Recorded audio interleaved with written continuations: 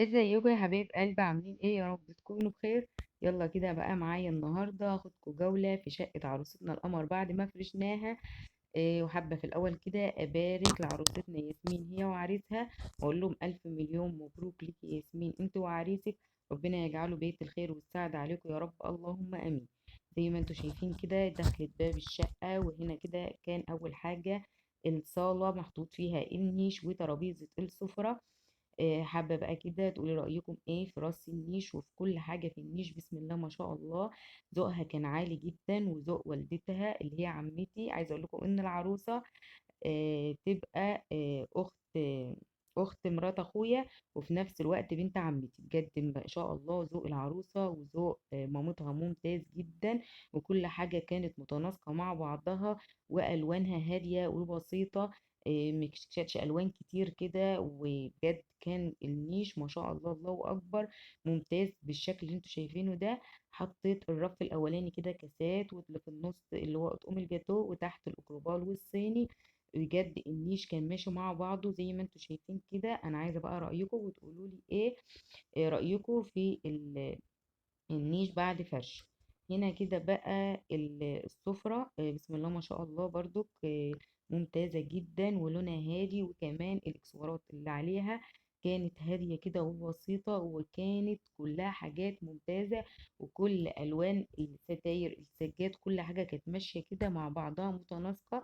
بسم الله ما شاء الله الله أكبر، ربنا يبارك لها يا رب ويفرحها ويسعدها بحاجتها، اللهم آمين. دي كده بقى الركنة كانت عليها ستارة كده خفيفة فاصل ما بينها وما بين الصالة. بسم الله ما شاء الله، الركنة كانت جميلة جدا ورقيقة بجد. لون الركنة لما بيكون لون واحد ما فيش فيه ألوان كتير، بجد طلعت ممتازة جدا. هنا بقى كده زي ما انتم شايفين، الركنة هادية كده وبسيطة.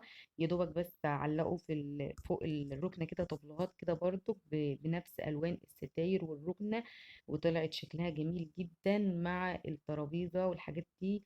والشاشة بجد ما شاء الله الله أكبر جميلة جدا جدا. وكمان النجف بتاعها زي ما انتوا شفتوه ذوقه جميل وستايل كده جديد وحلو.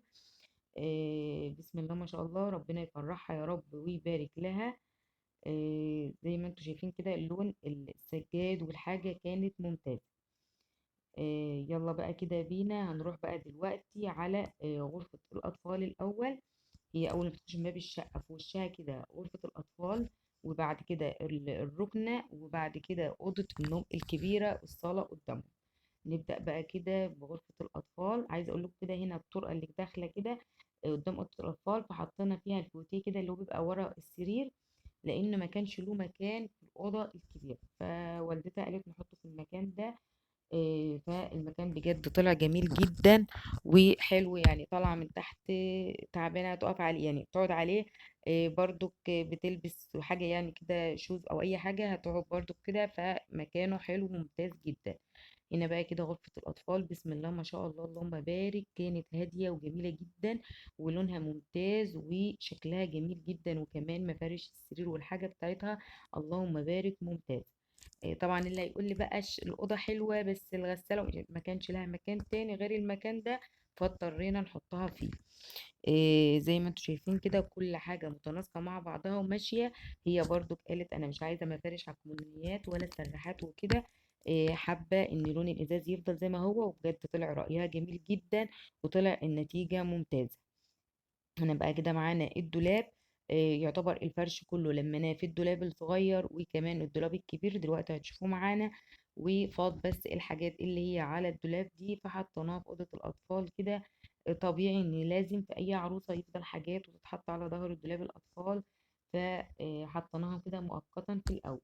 هنا بقى كده لمينا فرش السرير بتاع الأطفال كده، وكمان كده الفوط بالشكل اللي انتوا شايفينه ده. بجد كان عاجبني نظام الدولاب ان هو ارفف كده، وهنا المفارش اللي هي القطيفة، وكمان الحفا الحراري والكلام ده كله اتحط في الضلفة التانية. بجد بسم الله ما شاء الله، الوانها كلها كانت متناسقة مع بعضها. وهي طلبت مني ان انا اعمل لها الفوط اللي هي بتدريج الالوان. بجد بسم الله ما شاء الله طلعت جميلة. هنا بقى لمينا بقية اللطقم دي كده فوق بقية لطقم السراير، وكمان هنا كده بقية الفرش.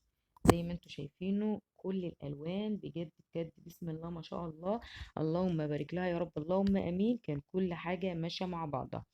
خلصنا بقى كده اوضه الاطفال ودخلنا بقى كده على اوضه النوم الكبيره. دي بقى كده اوضه النوم الكبيره بسم الله ما شاء الله، برضو ستايلها ممتاز جدا جدا، والوان ستايرها وسجادها ماشي مع بعضه.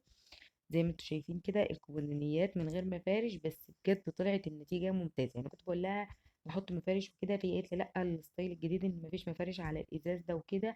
بجد طلع ذوقها جميل جدا وما حطيناش مفارش والنتيجة طلعت ممتازة. هنا بقى كده عجبني قوي السراحة بتاعتها بسم الله ما شاء الله، الله اكبر. المرايات كده نظامها جميل ورقيق. وفردنا لها بقى كده كل الحاجة كده على السراحة. عايزة اقول لكم طبعا كانت اختها اللي هي مرات اخويا واختها كمان الكبيرة ومامتها وقرايبها كانوا بيفرشوا معايا. بسم الله ما شاء الله، ربنا يبارك فيهم يا رب ويديلهم الصحة ويفرحهم كده بأولادهم، اللهم امين. هنا بقى كده زي ما انتوا شفتوا ايه ده السراحة، كنت بوريكم المسافة ما بينها وما بين السرير، ما كانش ينفع ان احنا نحط فيها الفوتيه. كانوا حاطينه كده على طرف الأوضة تحت الشاشة اللي هي اللي في أول ما انت داخلة من الأوضة كده، فطبعا مضايقة الداخلة عند السرير. فطلعوه بره وطلع بجد شكله برضو بره ماشي مع لون النيش والفرش اللي بره. هنا بقى كده ده دولابها بسم الله ما شاء الله، كان نظامه برضو جميل. لمينا كده باقي الفوط اللي كانت معانا وسابنا الرف ده كده بقى للعريس. وكمان لمينا بقى كده الهدوم الصيفي بتاعتها كده في الضلفة الأولانية. انتوا عارفين بقى احنا لسه في الصيف، فمش هتستخدم شتوي دلوقتي.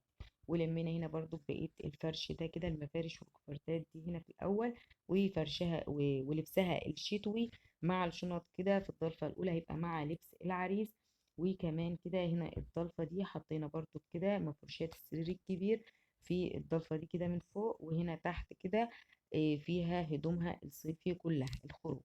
وبقية الفرش برضو بسم الله ما شاء الله فرشها كان ممتاز جدا جدا، وفردناه كله بسم الله ما شاء الله، ربنا يبارك لها ويفرح قلبها يا رب. هنا بقى لمينا كده البيجامات الشتوي كلها في رف، والعبيان الشتوي وكمان الدفايات.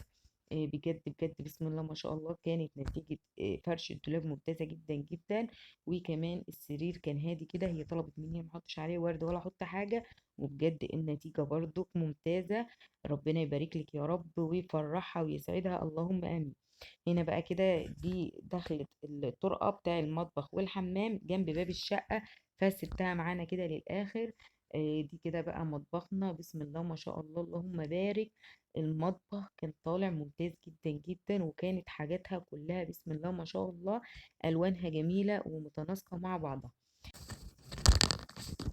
زي ما انتوا شايفين كده هنا في دخلة المطبخ كان التلاجة والفريزر، وحطينا الاير فراير كده فوقها زي ما انتوا شايفين فوق الفريزر، لان الرخامة ما كانتش هتاخد كل الحاجات اللي عليها فحطيناها هنا.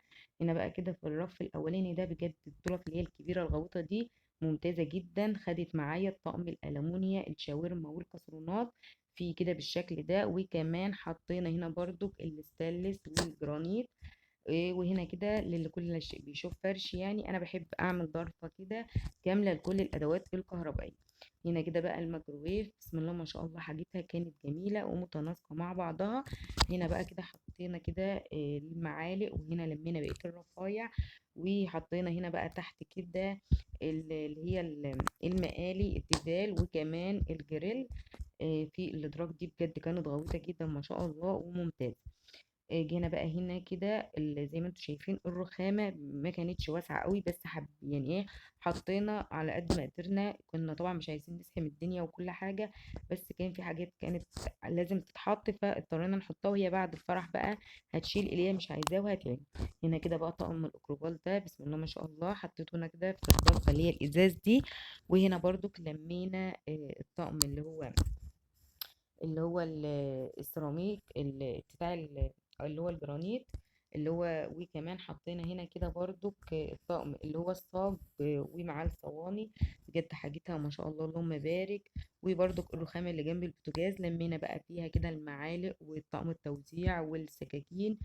حطيناها كده في الجهة دي برضو عشان تبقى كل حاجة كده تحت ايديها ومنظمة بالشكل ده.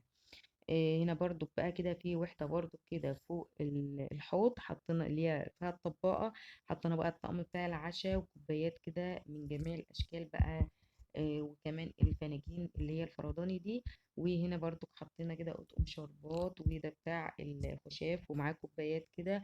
بجد ما شاء الله اللهم بارك، حاجتها كانت جميلة جدا وممتازة. حابة بقى كده اخد رأيكم في التعليقات.